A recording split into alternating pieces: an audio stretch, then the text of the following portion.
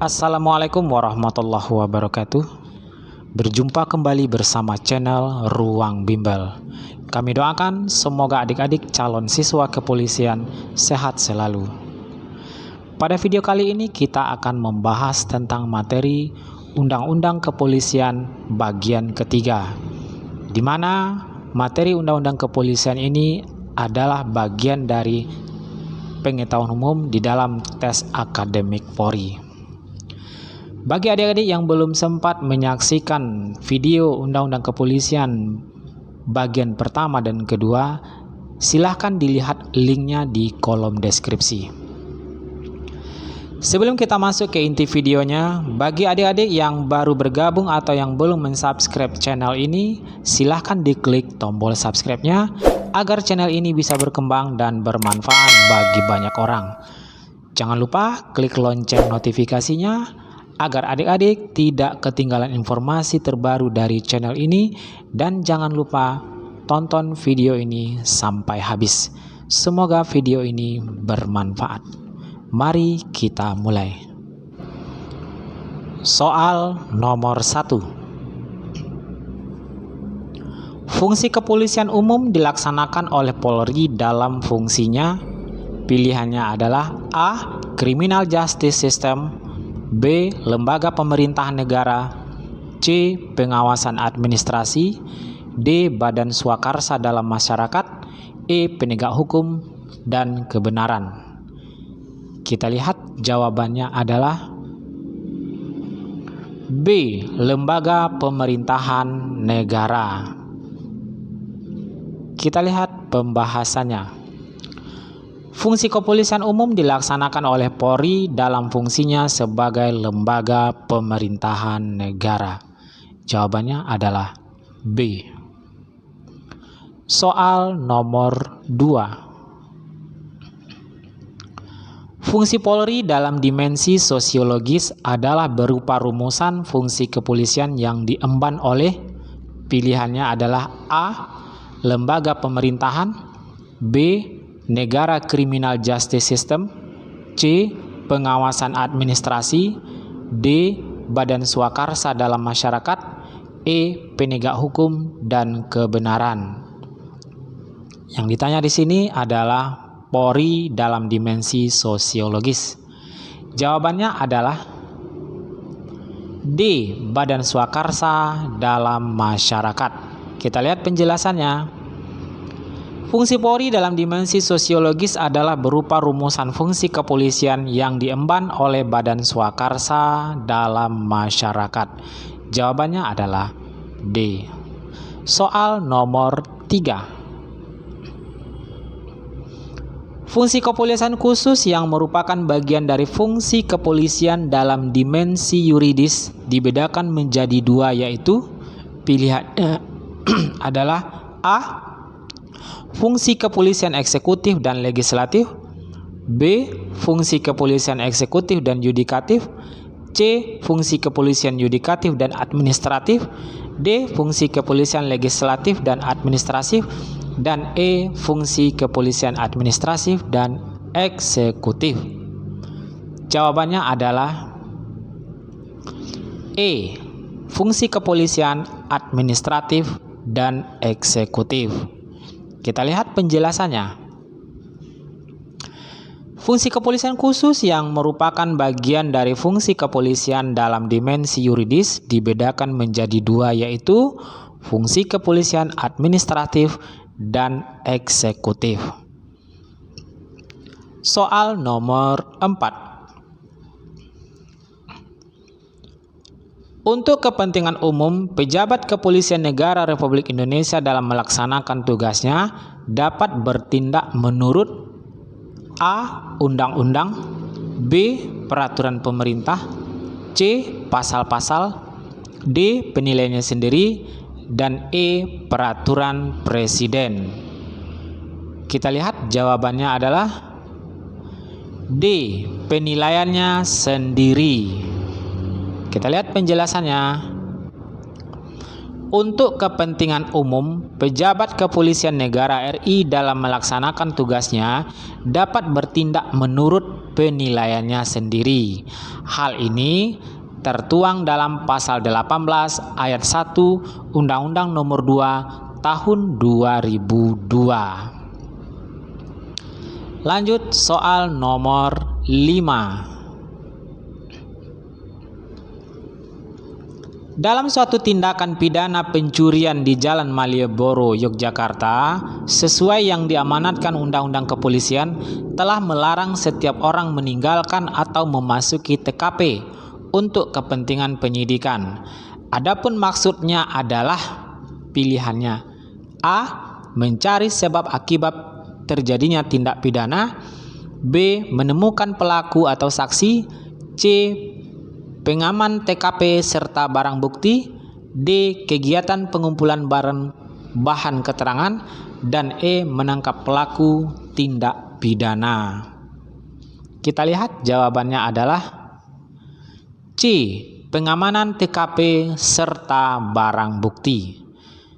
Jadi tindakan pidana pencurian yang terjadi di Malioboro, Yogyakarta, sesuai yang diamanatkan Undang-Undang Kepolisian, melarang setiap orang meninggalkan memasuki TKP untuk kepentingan mengamankan TKP serta barang bukti. Kita lihat penjelasannya.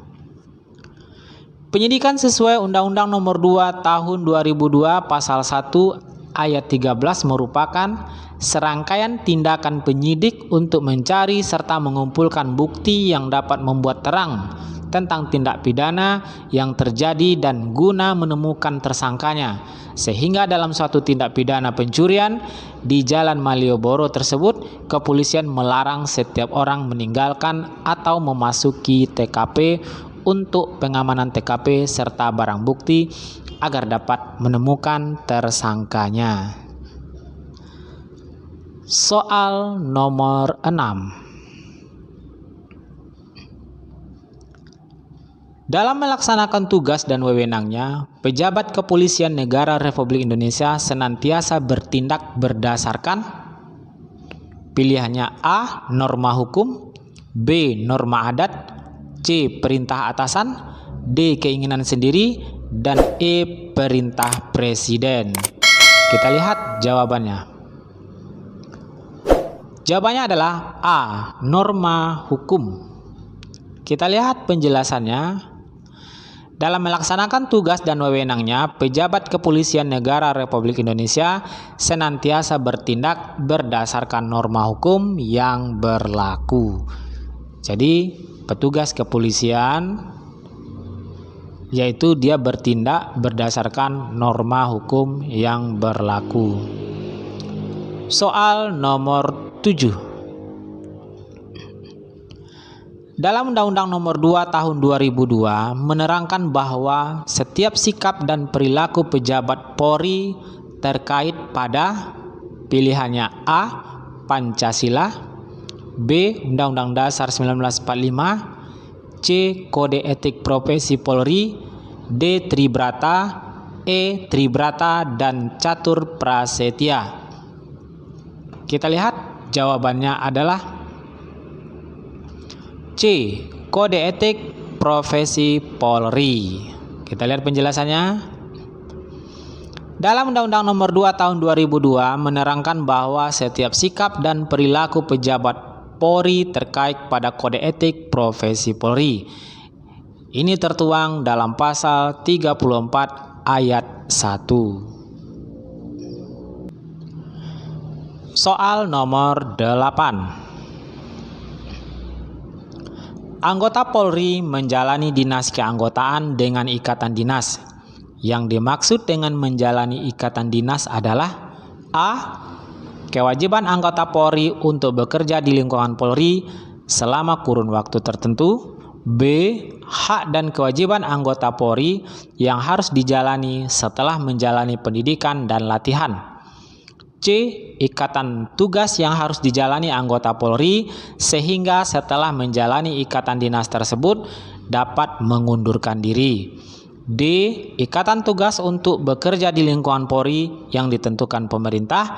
Dan E. Hak dan kewajiban anggota Polri yang harus dijalani di tempat tertentu dalam kurun waktu tertentu. Jawabannya adalah B. Hak dan kewajiban anggota Polri yang harus dijalani serta setelah menjalani pendidikan dan latihan. Kita lihat penjelasannya. Ikatan dinas adalah hak dan kewajiban anggota Polri yang harus dijalani setelah menjalani pendidikan dan latihan. Soal nomor 9. Berdasarkan keputusan Presiden nomor 89 tahun 2000 tentang kedudukan Polri, maka A. Polri berada di bawah Departemen Pertahanan dan Keamanan. B. Polri berada sejajar dengan Presiden. C. Polri berada di bawah Presiden. D. Polri berada sejajar dengan DPR. Dan E.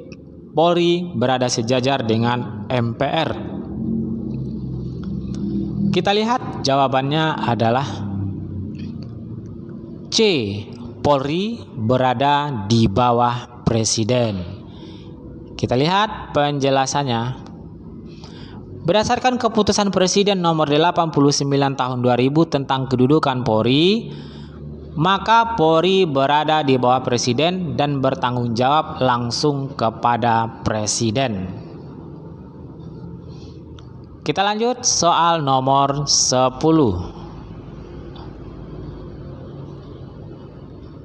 Dalam melakukan tugasnya, Komisi Kepolisian Nasional berwenang.